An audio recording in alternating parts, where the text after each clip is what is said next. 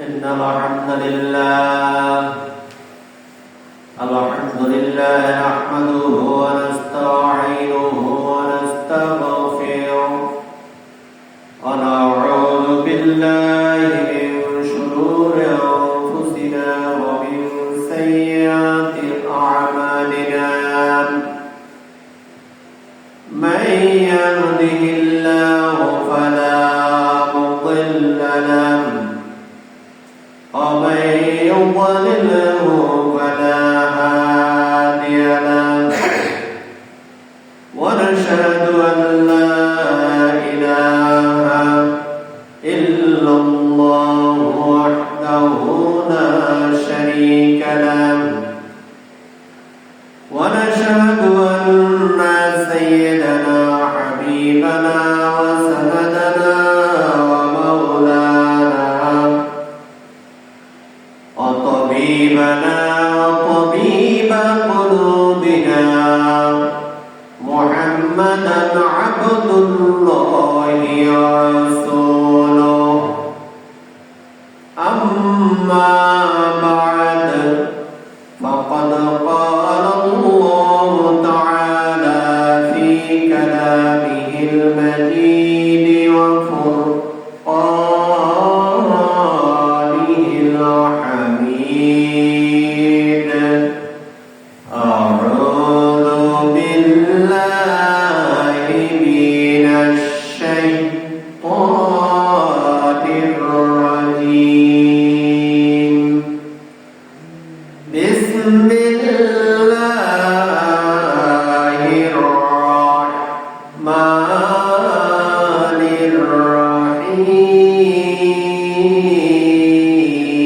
الرحيم ورتل القرآن ترتيلا وقال تعالى في موضع آخر في شان حبيبه ومحبوبه ومعشوقه مخبرا وآمرا إن الله وملائكته يصلون على النبي يا أيها الذين آمنوا صلوا عليه وسلموا تسليما اللهم صل على سيدنا ونبينا وشفيعنا وحبيبنا ومولانا محمد صلى الله عليه وعلى آله وصحابه وبارك وسلم بلغ العلا بكماله كشف الدجى بجماله حسنت جميع خصاله صلوا عليه وآله जरा चेहरे से पर्दा को उठा दो या रसूल अल्लाह मुझे अपना ही दीदार दिखाओ या हबीब अल्लाह बलगल उला बिकमालिही كشف الدجى بجماله حسنت جميع خصاله صلوا عليه وآله এই দুনিয়া থাকবে পড়ে ও বন্ধু আমি একদিন থাকব না সবাই আমাকে ভুলে যাবে নবী আপনি আমায় ভুললেন না আল্লাহুম্মা সাল্লি আলা সাইয়্যিদিনা মাওলানা মুহাম্মদ ওয়া আলা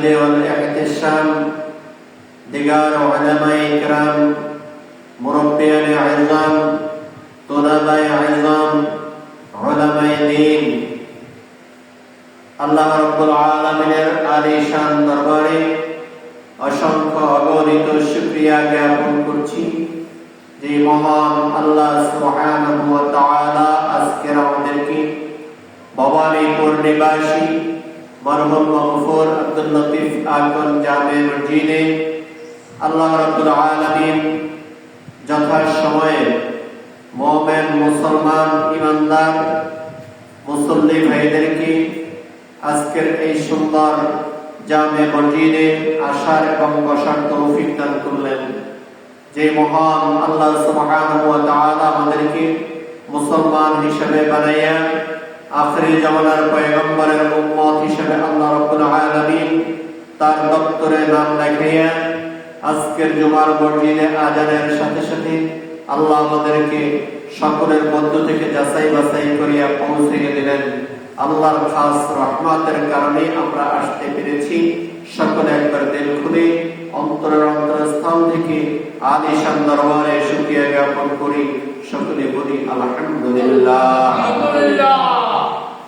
ভাইরা আমার, আরো কিছু মুসল্লি ভাইরা আমাদের এই মসজিদে আসবেন।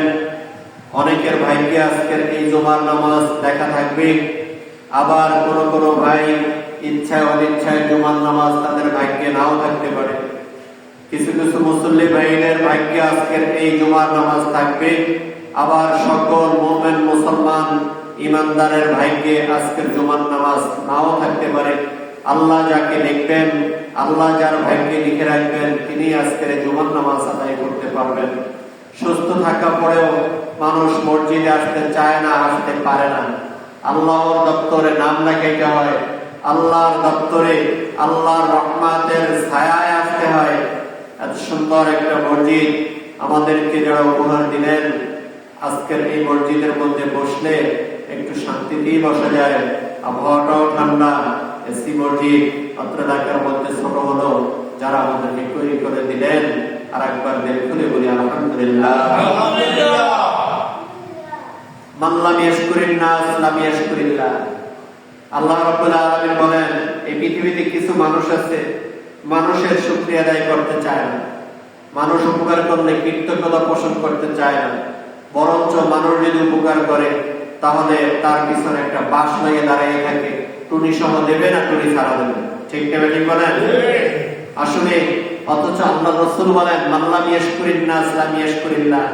ও দুনিয়ার মানুষেরা, তোমাদের মধ্যে যখন একজন মানুষ তোমার উপকার করে, তার উপকারটার তোমরা কৃতজ্ঞতা পোষণ করো, একটু খুশি হও তার উপরে, তাহলে যদি তোমরা এই কৃতজ্ঞতা পোষণ করতে না পারো, তাহলে বোঝা যাবে তোমরা আল্লাহরও কৃতজ্ঞতা পোষণ করো না।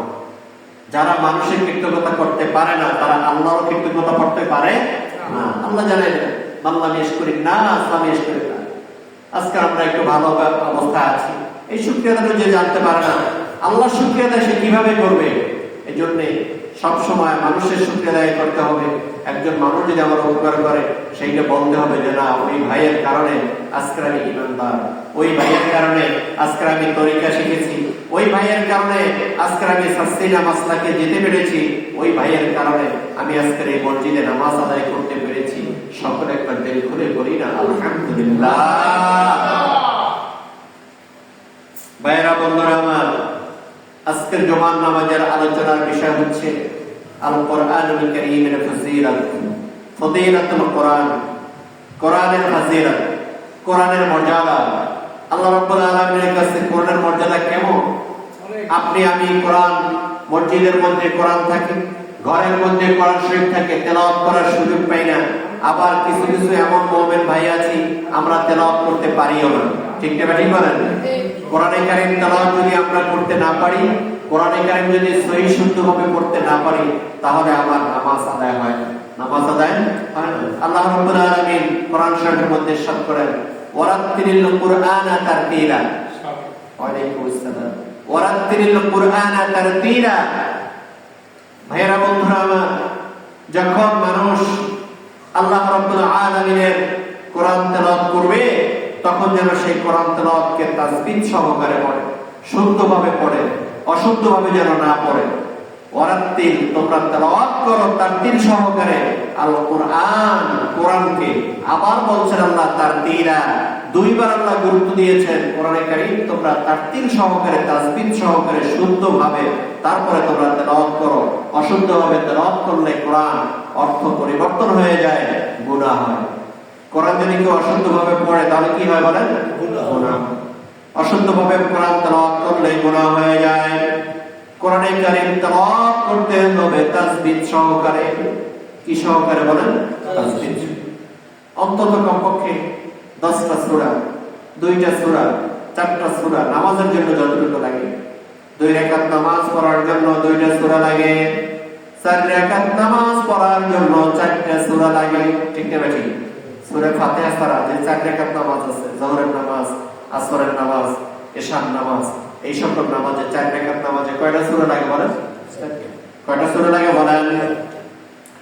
মেহেরবানি করে ভাইরা আমার, পর্দার অন্তরালে মা বোনেরা আপনারাও শুনবেন। একজন মুমিন বান্দার জন্য কমপক্ষে 4টা সূরা শুদ্ধভাবে পড়তে হয়, জানতে হয়, শিখতে হয়। সূরা ফাতিহা ছাড়া 4টা সূরা আপনাকে সহিহ শুদ্ধভাবে শিখতে হবে। এটা শেখা হলো ফরজ। এটা শেখা কি বলেন? কমপক্ষে 4 রাকাত নামাজে 4টা সূরা, সাথে সূরা ফাতিহা প্রত্যেক রাকাতে পড়তে হয়। এই 5টা সূরা, এই 5টা সূরা আপনি মুমিন, আপনি মুসলমান, আপনি ঈমানদার, আপনি মহিলা হন, আপনি পুরুষ হন, আপনি আপনার জেনারেল শিক্ষায় শিক্ষিত হন, মাদ্রাসায় শিক্ষায় শিক্ষিত হন, আপনি শিক্ষায় শিক্ষিত মোটেও না হন, আপনার জন্য এই 5টা সূরা সহিহ শুদ্ধভাবে তেলাওয়াত করা আপনার আমার সকলের জন্য ফরজ। ঠিক না বেঠিক? সহিহ শুদ্ধভাবে পড়তে হবে। আলহামদুলিল্লাহি রাব্বিল আলামিন। প্রত্যেক রাকাত নামাজের মধ্যে আমি যখন দাঁড়িয়ে যাই, নামাজে দাঁড়াবার সাথে সাথে আমি আল্লাহ রাব্বুল আলামিনের কাছে বলি, আল্লাহ, এই পৃথিবীতে প্রশংসার দাবিদার একমাত্র আপনি। দুনিয়ায় কোনো প্রশংসার দাবিদার আর কেউ নাই।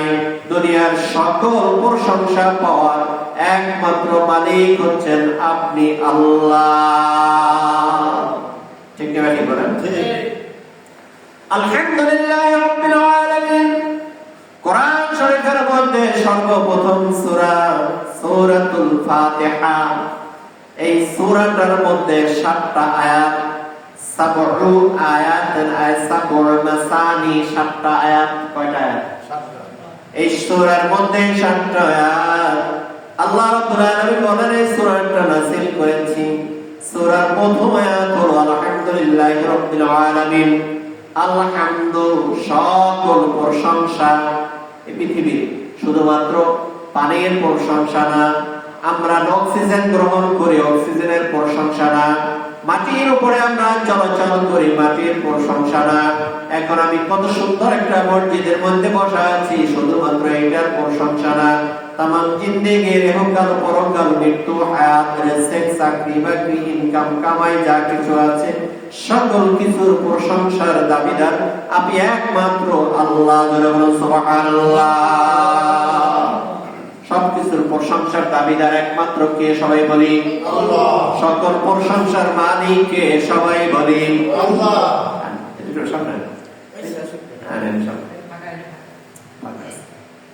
সকল প্রশংসার মালিক আল্লাহ। আবার আল্লাহ রাব্বুল আলামিন কোরআন শরীফের মধ্যে সূরা ফাতিহার প্রথম আয়াতে নামাজে দাঁড়াই আমি আল্লাহকে জানাই, আল্লাহ আলহামদুলিল্লাহি রাব্বিল আলামিন। এই পৃথিবীর সব কিছুর মালিক হচ্ছেন আপনি আল্লাহ, প্রশংসা আপনি আল্লাহ, সকল প্রশংসার দাবিদার আপনি আল্লাহ। আমি তো প্রশংসা করতে পারি না। আপনার একটা রহমতের প্রশংসা যদি আমি করতাম, আপনার একটা নিয়ামতের প্রশংসা যদি আমি করতে পারতাম, তাহলে আমাকে সারা জীবন সিজদায় পড়ে থাকা লাগতো। ঠিক না ঠিক বলেন? আল্লাহর একটা নিয়ামতের প্রশংসা যদি তোমাকে করতে হয়, আপনি যদি ভাবেন যে আমি যে সারাদিন পানি পান করি, পানির প্রশংসা, সারাদিন আমি যে পানি পান করি, টিউবওয়েল থেকে নিচ থেকে পানি উঠাই, এই পানির জন্য যদি আল্লাহকে দাম দেওয়া লাগতো, এক গ্লাস পানির জন্য আল্লাহ যদি বলতেন আমাকে প্রত্যেকদিন তোমাকে এক গ্লাস পানির জন্য 10 টাকা দেয়া লাগবে, কয় টাকা? ন্যূনতম। বলবেন আমরা ঢাকায় গেলে তোমার জন্য কিনে খাই, এটা তো আল্লাহ দেয় না। আল্লাহ দেয় বলে এটা আপনাকে সাপ্লাই দেয়, সার্ভাইভ করে। ওই যে আপনার দোকানদার উনি কিছু টাকা, 1 টাকা 2 টাকা দেয় ওনার সার্ভাইভের জন্য, ঠিক না বলেন? আজকে আপনার পানি, মিনারেল ওয়াটার, আপনার যত মাপ পানি আছে, অন্যান্য যে সকল পানিগুলা আমরা কিনে 20-30 টাকা, এই টাকাটাও কি আল্লাহকে আমরা দেই বলেন? এটা নাই, এটা কোম্পানি, এটা নাই বলেন। আর এই কোম্পানি পানিটাকে পিওর করছে, টিউবওয়েলের পানিটা পিওর করা লাগে, নিচ থেকে উঠে বিধায় এটা পানির কারণে পিওর হয়ে ওঠে।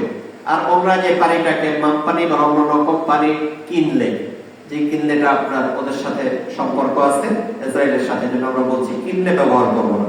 আমরা কিনলে মানে কি করবো না বলেন? ব্যবহার করবো না।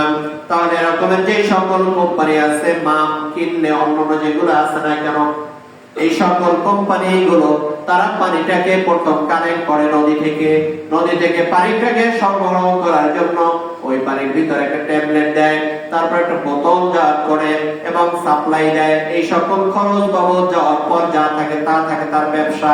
তাহলে এই পানিটার দাম কি আমি আল্লাহকে দিচ্ছি বলেন? আল্লাহকে দিচ্ছি?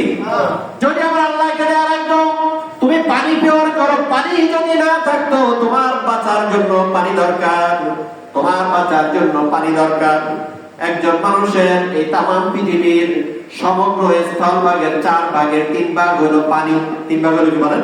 পানি। 1 ভাগ হলো মাটি। বিজ্ঞানীরা বলেন এই 3 ভাগ পানি যদি আমার আল্লাহ দিয়েছেন, যদি আল্লাহ বলতেন এটার টাকা আমাকে দেয়া লাগবে, এই পৃথিবীর কোন মানুষের সারা জীবনের কামাই দিল এটা শেষ হইতো না। দ্বিতীয় নম্বর, যদি আল্লাহ বলতেন বান্দা তোমার মাটির উপরে, আমার মাটির উপরে তুমি থাকো, তোমার একটা আমি অধিকার নিয়ে নিলাম, আমার মাটির উপরে থাকার জন্য তোমাকে সারা জীবন তোমাকে সিজদায় পড়ে থাকা লাগবে। কোথায় পড়ে থাকা লাগবে? সিজদায় পড়ে থাকা লাগবে। তুমি কেন মাটির উপরে থাকো? আল্লাহ যদি বলতেন, আল্লাহ যদি ধরতেন, তাহলে আমরা ধরা খেয়ে যেতাম, ঠিক না বেরিয়ে বলেন? আমরা ধরা খেয়ে যেতাম, আমাদের দ্বারা সম্ভব হতো না। আল্লাহ রাব্বুল আলামিন বলেন পানি দিয়েছি, খাও, অসংখ্য, সমস্যা নাই, যত পানি খাও আমাকে হিসাব দেওয়া লাগবে না। মাটির উপরে থাকো, মাটির উপরে তুমি কৃষি চাষাবাদ করো, আমাকে কোনো হিসাব দেওয়া লাগবে না। মাটির উপরে থাকো, চাষাবাদ করো, হিসাব দেওয়া লাগবে না। পানি খাও, হিসাব দেওয়া লাগবে না। আমার অক্সিজেন গ্রহণ করো, তুমি নিয়ে যাও। অক্সিজেন নেওয়ার জন্য আমি আল্লাহ রাব্বুল আলামিনকে তোমার টাকা দেওয়া লাগবে না, পয়সা দেওয়া লাগবে না, বরঞ্চ তুমি বান্দা কার্বন ডাই অক্সাইড তোমার নাক থেকে যেটা ছেড়ে দাও, এইটা হচ্ছে অগ্নি হইয়া তারপরে এটা জ্বালাইয়া দেয়, পোড়াইয়া দেয়। তোমার এই কার্বন ডাই অক্সাইড আমি আল্লাহ রাব্বুল আলামিন অন্যান্য যত উদ্ভিদ দিয়েছি, উদ্ভিদগুলো তোমার কার্বন ডাই অক্সাইড নিয়ে নেয়। জোরে বলেন না সুবহানাল্লাহ। আমি যে কার্বন ডাই অক্সাইড, আমার শরীরের মধ্যে একটা তাপ আছে, কি আছে বলেন? তাপ আছে। প্রত্যেকটা মানুষের শরীরের মধ্যে তাপ আছে। তোমার নাক দিয়ে নিঃশ্বাস ছাড়ো, এই কার্বন ডাই অক্সাইড ছাড়ার সাথে সাথে এই কার্বন ডাই অক্সাইড উদ্ভিদ নিয়ে নেয়, গাছ নিয়ে নেয়। গাছ নিয়ে তোমাকে একটা পিওর একটা অক্সিজেন তোমাকে সরবরাহ করে। ওই অক্সিজেন তুমি নিয়ে তুমি বেঁচে আছো। জোরে জোরে বলে সুবহানাল্লাহ। কি ব্যবস্থা আল্লাহ করে রাখছে, ঠিক কি বেরিয়ে বলেন? একটু ভাববেন। তাফাক্কারু ফি খালকিল্লাহ। ও দুনিয়ার মানুষেরা, আমি আল্লাহ রাব্বুল আলামিন এই পৃথিবীর মধ্যে রাখো উদ্ভিদ, প্রাণী, পিঁপড়া, অন্যান্য জীবজন্তু সহ 18,000 মাখলুকাত তোমাদের খেদমতের জন্য আমি আল্লাহ দিয়েছি। সব দেশে আল্লাহ মানুষের খেদমতের জন্য, যারা বলেন না সুবহানাল্লাহ, সব মানুষকে খেদমত করে। গাছ বলেন, মাছ বলেন, পানি বলেন, সবাই মানুষকে খেদমত করে। আল্লাহ রাব্বুল আলামিন বলেন সব বানাইছি তোমার খেদমতের জন্য, তুমি খেদমত নাও, কোনো সমস্যা নাই। একমাত্র 17,000 সব মাখলুকের তুমি খেদমত গ্রহণ করো, সেবা নাও, আপত্তি নাই। একমাত্র তোমার সেবা পাওয়ার জন্য আমি আল্লাহ তাকাইয়া থাকি। সুবহানাল্লাহ। তুমি একটু সেবা করবো আমাকে, আর আল্লাহর সেবা করবেন কেমন? আল্লাহর পাও টিপে দেবেন? আল্লাহর হাত টিপে দেওয়া যাবে, আল্লাহর ফল খাওয়ানো যাবে, আল্লাহ রাব্বুল আলামিনকে একটু বেদনা খাওয়ানো যাবে না, আল্লাহকে চাইনিজ খাবার খাওয়ানো যাবে না, আল্লাহ রাব্বুল আলামিনকে আজকের আমাদের এখানে যে খিচুড়ি হবে, গোশতের খিচুড়ি, এ আল্লাহকে দেওয়া যাবে না, যাবে নাকি বলেন? 1 মাস আছে মনে হয়, 1 মাস পরে কোরবানি। কোরবানি দেই কার জন্য? সবাই বলেন, সবাই জোরে বলেন, কোরবানি দেই কার জন্য? এখন আল্লাহর জন্য কোরবানি দেই। কোরবানির কোন অংশটা আল্লাহর কাছে যায়? গরু যে কোরবানিটা দেই, বা উট বা ছাগল বা বকরি বা ভেড়া বা দুম্বা, এই সকল কোরবানি হয়, মহিষ, এই সকলের কোন কিছু আল্লাহর কাছে যায় বলেন? পশম যায় না, চামড়া যায় না, রক্ত যায় না। পশম দিয়া এরপরে আপনার এই যে ফোমের এগুলা তৈরি করা হয়, চামড়া দিয়া জুতা সহ অন্যান্য ব্যাগ ট্যাগ তৈরি করা হয়, রক্তটা মাটির সাথে মিশ্রণ হইয়া রক্তটা সার হয় মাটির ভিতরে। কি হয় বলেন? প্রত্যেকটা কাজে লাগে আপনার। এরপর আপনার গোশত আমরা খাই, হাড্ডির মধ্যে হাড্ডি যত চাবাইয়া খাইবেন, হাড্ডির মধ্যে ক্যালসিয়াম, জোরে জোরে বলুন সুবহানাল্লাহ। হাড্ডি সিদ্ধ করে যত চাবাইতে পারবেন কেমন লাগবে? এগুলা খায় না, করে কি? বিয়ার ফাংশনে যায়, উপরে গোশত খাইয়া এরপর থয় না, থইলে আবার সমাজ খায় না। ঠিক না মানে বলেন? কোন সমাজে আছেন বলেন? অথচ গোশতের চেয়ে হাড্ডিতে উপকার বেশি, গোশতের চেয়ে হাড্ডিতে উপকার বেশি। ওইটা হালাল, হালাল কোন দ্রব্য। আল্লাহ রাসূল সাল্লাল্লাহু আলাইহি ওয়াসাল্লাম বলেন, তুমি যখন প্লেটটা খাও, প্লেটের মধ্যে খাবার যতটুকু খাও, সম্পূর্ণ প্লেটের মধ্যে আমার আল্লাহ রাব্বুল আলামিন একটা বরকত দিয়ে আছেন। কয়টা বরকত? ভালো করে বুঝবেন। একটা প্লেটের খাবারের মধ্যে আপনি যতটুকু খাবার লইছেন, এই খাবারের মধ্যে কয়টা বরকত আছে? একটা। বরকত শব্দ হলো পরিপূর্ণ। বরকত শব্দ কি? পরিপূর্ণ। আপনাকে আল্লাহ নিয়ামত দিয়ে পরিপূর্ণ করে দেবেন। এই পরিপূর্ণটা আসবে কেমনে? খাবারের মধ্যে আল্লাহ একটা বরকত রাখছে। আল্লাহ বলেন, খাবারের মধ্যে, তোমার বর্তনের মধ্যে, প্লেটের মধ্যে আমি একটা বরকত দিয়ে রেখেছি। এই বরকতটা যদি তোমাকে গ্রহণ করতে হয়, তাহলে খাবারের পরিপূর্ণ অংশটা তোমাকে চেটে পুটে খাইতে হইবে। সুবহানাল্লাহ।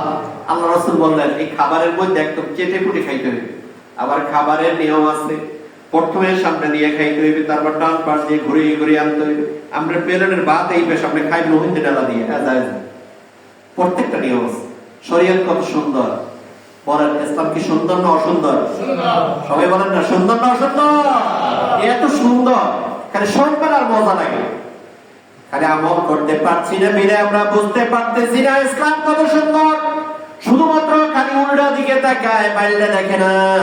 শুধুমাত্র দেখে মসজিদ হয়েছে, কমিটি হয় না। মসজিদ হইছে, আমাকে রাহে নাই। উল্টা দিকে দেখে না, মাস গেলে 12,000 15,000 টাকা বেতন দেওয়া লাগে সপ্তাহে। রেজাউল ভাই তার ভাইগুলো লইয়া ঠিক ঠিক বলে উল্টা দিক দেখে না ভাই। ইসলামের নিয়ম হলো বাইরের দিক দেখা। কোনটা দেখা বলে না, কিন্তু আমরা কি বাইরের দিক দেখি? বলে বাইরের দিক দেখি না, খালি দেখি কিরকম দোষটা। তখন কথা কাপড় আমি এনতে বেরোয় যাওয়ার পর একজন খালি হুজুরে এত কথা হয়ে গেলে, কিন্তু হুজুরের খবর জানেন তাই কি? কাহিনী হইলে চাকরি করে সহশিক্ষার মধ্যে। ঠিক না ঠিক বলেন? কইতে পারে না? এর সে একটু ভালো মনে খুঁজে বের করতে পারতেন না। আমরা কেউ করি না, করি বলেন? দোকানে বইয়ে চা খায়, আর একজনের খাওয়ায় আর গিবাদ করে। কি করে বলেন? গিবাদ করে। ঠিক না ঠিক? আপনার গিবাদ করে আর চা খায় আর বলে অমুকের মেয়ে বের হয়ে গেছে, অমুকের পুত্রের বউ এইটা করছে, অমুক এরকম করছে, অমুক এই কথা বলে, অমুকের জায়গা নাই, ফেলে নাই। ঠিক না ঠিক বলেন?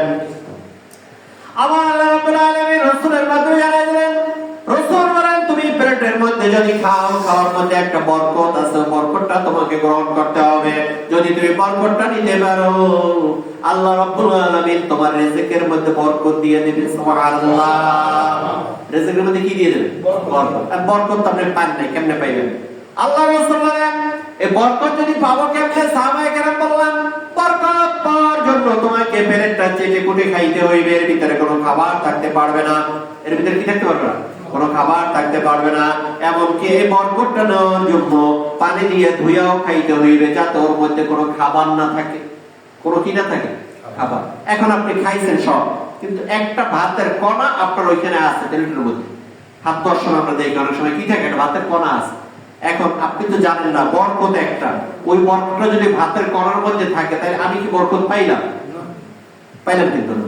এই জন্য আল্লাহ রাসূল সাল্লাল্লাহু আলাইহি ওয়াসাল্লাম আপনার দস্তারখান বিছাইকা, দস্তারখানে পল্লা উড়িয়ে খাইতে পারবো আমি। ঠিক না ঠিক বলেন? দস্তারখান বিছাবো, দস্তারখানে বিছাইলে পল্লা উঠিয়ে খাবো, প্লেটের মধ্যে থাকলে ধুইয়া খাবো, ধুইয়া খাইলে এর মধ্যে আর পরে কিছু থাকে না। আর থাকবে কি, পেটের দোয়া শেষ। এই জন্যে যারা আমলদার, তাকওয়া আর মুত্তাকি পরহেজগার আল্লাহ ওয়ালা, তারা এই পেটটাকে সুন্দর করে ধুইয়ে খায়। এরকম লোক আছে না নাই বলো? তাহলে সে লোক তো বরকত পায়। আর আপনি আমি বরকত পাবো কেমনে? খাওয়ার মধ্যে, বিশেষ করে বিয়ার ফাংশনে যখন যায়, খাবারের অর্ধেক খায়, 3 ভাগের 2 ভাগ ফালাইয়া দেয়, ঠিক না ঠিক? বা গোস্তদের জলদি না, এটাও তো ঠিক। খাইবে খালি গোস্ত খাও, সমস্যা নাই। তারপর গোস্ত খায় না, হাড্ডিও চাবায় না, হাড্ডির মধ্যে ক্যালসিয়াম, হাড্ডি খায় না, খায় খালি গোস্ত, হাড্ডির অর্ধেক ফালাইয়া দেয়। ফালাবার পর এখন ওই বরকত ধরে চলতে জেগে থাকে, যাইতে পারে না বলো? বরকতে পাইলাম না। গেছেন বিয়ে খাইতে, বরকত গেছে। আর বিয়ে খাইতে কি গেছে বলেন? মেহরবানি করে যারা খাবেন, যারা খাদিম দেবেন, তারাও দেবেন ভালো করে, আর খাইবেন যারা যে লোক পারবেন এই লোকে, তাহলে তার ভুল হয় না। কিন্তু আমরা এটা করতে পারি না। আমার আল্লাহ রাব্বুল আলামিন নামাজের অর্ডার দিয়েছেন, নামাজ আদায় করি। কমপক্ষে 5টা সূরা আমার সুন্দরভাবে জানা দরকার। এই আলোচনা শুরু করেছিলাম 5টা সূরা। কয়টা সূরা? 1 নম্বর সূরার নাম হচ্ছে সূরাতুল ফাতিহা। 1 নম্বর সূরার নাম কি? সূরাতুল ফাতিহা। এই সূরা ফাতিহাটা আপনাকে শুদ্ধভাবে পড়তেই হবে। এটা না পারার কোনো সুযোগ নাই, কারণ নাই। কারণ হলো প্রত্যেক নামাজের মধ্যে সূরা ফাতিহা পড়া লাগে। কি লাগে বলেন? সূরা ফাতিহা পড়া লাগে। এটা নিয়ে আবার বর্তমানে ইখতিলাফ আছে। ইমামের পিছনে সূরা ফাতিহা কেউ বলে পড়া লাগবে, আবার কেউ না পড়লেও হবে, ঠিক না ঠিক? ইউটিউবের আলোচনা আপনারা যারা দেখেন, বর্তমানে ইউটিউবের মধ্যে ভ্যারাইটিস ধরনের বক্তা আছে। কিছু আছে আমলবিহীন বক্তা, ঠিক না ঠিক বলেন? কিছু আছে আমলবিহীন বক্তা, কিছু আছে কিতাববিহীন বক্তা, কিছু আছে ইলমবিহীন বক্তা। ইলম মানে জ্ঞান নাই, কি নাই? জ্ঞান নাই। কিছু আছে কিতাববিহীন, কিতাব নাই। কিছু আছে আমলবিহীন, আমল নাই, ঠিক না ঠিক বলেন? সবাই ওয়াজ শোনা যাবে না ইউটিউবের মধ্যে, সবার আলোচনা শোনা যাবে না। আলোচনা শুনতে হলে বুঝতে হবে উনি কোন তরিকার, কোন মাসলাকের, উনি নিজে হক না বেহক, এটা বলতেই লাগে। কোরআন শরীফের মধ্যে সূরা ফাতিহা আছে। আল্লাহ রাসূল সাল্লাল্লাহু আলাইহি ওয়াসাল্লাম জানায় দিলেন, যদি তুমি নামাজ আদায় করো, তোমাকে সূরা ফাতিহা তেলাওয়াত করতে হবে। সূরা ফাতিহা ছাড়া তোমার নামাজ আদায় হবে না। তাহলে যারা বলেন না ইমামের পিছনে সূরা ফাতিহা পড়া লাগবে, তারা এই দলিলটা গ্রহণ করেন। আবার আল্লাহ রাসূল সাল্লাল্লাহু আলাইহি ওয়াসাল্লামের এই হাদিস কোরআন শরীফের মধ্যে আল্লাহ রাব্বুল আলামিন বলেন, যখন তোমাদের সামনে কোরআন তেলাওয়াত করা হয়, ইযা কুরিয়াল কুরআনু ফাসতামিউ লাহু ওয়া আনসিতু লাআল্লাকুম তুরহামুন। আল্লাহ রাসূল বললেন, সূরা ফাতিহা যে ব্যক্তি নামাজের মধ্যে পড়বে না, তার নামাজ হবে না। লা ফাতিহাতা ইল্লা বিসসালাহ। যদি কেউ সূরা ফাতিহা না পড়ে, তাহলে তার নামাজ ভালো করে বুঝবেন। কেন বলছেন? আল্লাহ রাসূল। কেন বলছেন? সবাই বলেন না, কেন বলছেন? আল্লাহ রাসূল। আল্লাহ রাসূল বললেন, লা ফাতিহাতা ইল্লা বিসসালাহ। যদি নামাজের মধ্যে কোনো বান্দা সূরা ফাতিহা পড়ে না, তাহলে তার নামাজ হবে না। অন্যত্র কোরআন শরীফের মধ্যে আল্লাহ রাব্বুল আলামিন জানায় দিলেন, বান্দারা ইযা কুরিয়াল কুরআনু ফাসতামিউ লাহু ওয়া আনসিতু লাআল্লাকুম তুরহামুন। ও বান্দারা শুনে রাখো, কোরআন শরীফ যখন তোমাদের সামনে তেলাওয়াত করা হয়, ইযা যখন কুরিয়া তেলাওয়াত করা হয়, আল কুরআনু কোরআন তেলাওয়াত করা হয়, ফাসতামিউ যখন কোরআন কারীম তেলাওয়াত করা হয়, তখন এটা তোমরা মনোযোগ সহকারে শ্রবণ করবা। ডিপ অ্যাটেনশন, এটা শুনতে হইবে খেয়াল দিয়া। কি করে শুনতে হইবে? শোনা 2 প্রকার। কয় প্রকার শোনা? 2 প্রকার। যখন এখানে ওয়াজ চলতে আছে, কেউ খেয়াল করে একটা ভালো করে খাইবে না, হুজুরে কি আলোচনা করছে সুন্দর করে শুনবো। আর কেউ আছে কান শুন, কতক্ষণ সুবহানাল্লাহ কয়, কতক্ষণ গেলে ঘড়ি দেয়, কতক্ষণ শোনে, কতক্ষণ শোনে না, ঠিক না ঠিক বলেন? আল্লাহ রাব্বুল আলামিন বললেন, ফাসতামিউ লাহু ওয়া আনসিতু লাআল্লাকুম তুরহামুন। যখন তোমাদের সামনে কোরআন তেলাওয়াত করা হয়, কোরআন তেলাওয়াতের সময় ফাসতামিউ, তোমরা খেয়াল দিয়ে শুনবা, মনোযোগ সহকারে শুনবা। পাবে ইস্তেফালের মাসদার, যারা গ্রামার জানে তারা বুঝবেন। ইস্তেফালের মাসদার যখন আসে, তখন অর্থ হয় খেয়াল করে শোনা, গভীর মনোযোগ দিয়ে শোনা। এটার পাবে ইস্তেফালের একটা খাসিয়াত। ফাসতামিউ, তোমরা শ্রবণ করবা। ওয়া আনসিতু, শুধু শুনলে হবে না। যখন কোরআন তেলাওয়াত করা হয়, তখন তোমরা শুধু শুনবা তাই না, তখন তোমরা চুপ থাকবা। কি থাকবা? ওয়া আনসিতু, তোমরা চুপ থাকবা, খেয়াল করে শুনবা, চুপ থাকবা, খেয়াল করে শুনবা। ফাসতামিউ ওয়া আনসিতু লাআল্লাকুম তুরহামুন।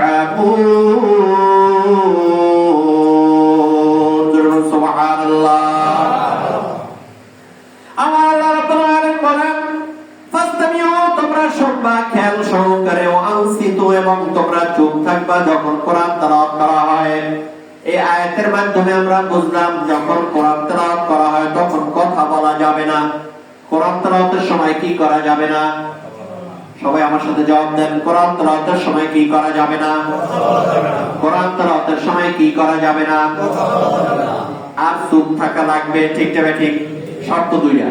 কোরআন তেলাওয়াতের সময় কথা বলা, চুপ থাকা, মনোযোগ সহকারে শুনতে। আর এই তিনটা আমল যদি আপনাকে করতে হয়, ইমাম সাহেব সামনে কোরআন তেলাওয়াত করতেছেন জাহেরি জোরে জোরে, জাহেরি না জোরে জোরে না, আলহামদুলিল্লাহি রাব্বিল আলামিন আর রহমানির রহিম মালিকি ইয়াউমিদ্দিন ইয়্যাকা না'বুদু ওয়া ইয়্যাকা নাস্তাঈন ইহদিনাস সিরাতাল মুস্তাকিম সিরাতাল লাযীনা আন'আমতা আলাইহিম গায়রিল মাগদুবি আলাইহিম ওয়ালাদ-দাল্লিন।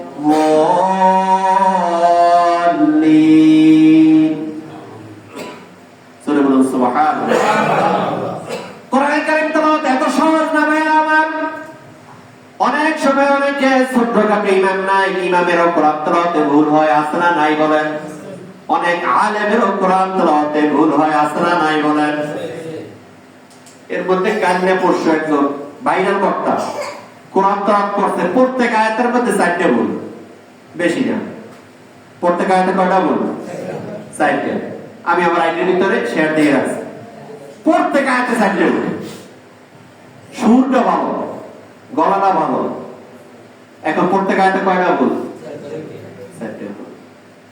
বলুন হুজুর, আপনার থেকে শুদ্ধ চেষ্টা করতে হবে ভাই, শুদ্ধ করার জন্য চেষ্টা করতে হবে। কোরআন তেলাওয়াত তাসবিহ সহকারে পড়ার জন্য। তাসবিহ ছাড়া কোরআন তেলাওয়াত করলে কোরআনের অর্থ পরিবর্তন হয়ে যায়। কোন অর্থ কি হয়ে যায়? পরিবর্তন হয়ে যায়। আমরা আপনাদেরকে একটা ছোট্ট উদাহরণ দেব, তারপরে আমরা আমাদের শেষের দিকে চলে যাব। আল্লাহ রাব্বুল আলামিন আমাকে বললেন কোরআন তেলাওয়াতের সময় চুপ থাকা লাগবে। এই মাসলাটা বলে তারপরে শেষ করব। আল্লাহ রাসূল সাল্লাল্লাহু আলাইহি ওয়াসাল্লাম বললেন সূরা ফাতিহা না পড়লে কোরআন নামাজ হবে না। সূরা ফাতিহা না পড়লে কি হবে না? আমার সাথে সবাই জবাব দেন, সূরা ফাতিহা না পড়লে নামাজ হবে না। এই কথাটা কার? আল্লাহ। ওকে, রাসূলের। কার বলেন? রাসূলের। এই তো আপনারা খেয়াল করে শুনেন না। সূরা ফাতিহা না পড়লে নামাজ হবে না, এই কথাটা কার? রাসূলের। কোরআন তেলাওয়াত যদি তোমাদের সামনে করা হয়, তোমাকে খেয়াল করে শুনতে হবে, চুপ থাকতে হবে, খেয়াল করে শুনতে হবে, চুপ থাকতে হবে। এই কথাটা কার? আল্লাহ। আল্লাহ। এই কথাটা কার? আল্লাহ। তাহলে দুইটা মত আছে, খেয়াল করে ভালো করে। সূরা ফাতিহা ছাড়া নামাজ হবে না, এটা বলছে কিনা? রাসূল।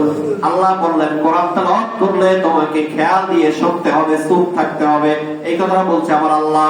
এখন সামনে যদি কোরআন তেলাওয়াত করা হয়, সূরা ফাতিহা ইমাম সাহেব পড়তে থাকলেন, আপনি যদি হাদিস আমল করেন, হাদিসে বলছে রাসূল যে ফাতিহা ছাড়া কি হবে না? নামাজ হবে না। আপনি তো কিছু নামাজ পড়তে আছেন, আর আমরাও পড়বেন আলহামদুলিল্লাহি রাব্বিল আলামিন আর রহমানির রহিম। এইখানে 100 মুসল্লি 100 জন যদি পড়ে আর আমিও যদি পড়ি, তাহলে কি হইবে?